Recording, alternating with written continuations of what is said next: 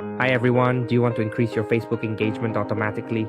In today's video, I'm going to show you step by step how to use an auto comment post Facebook tool.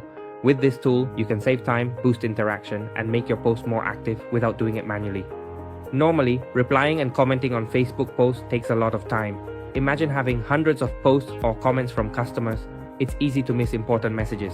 That's why using an auto comment Facebook tool is a smart solution. It helps you stay active, engage your audience, and manage your posts more effectively. Let's see how it works step by step. First, log into the software. Next, choose the Facebook post where you want to add auto comments. Now, create multiple comment templates. For example, thanks for your support, great choice, we appreciate your feedback. The tool will rotate them to look natural. After that, set the schedule.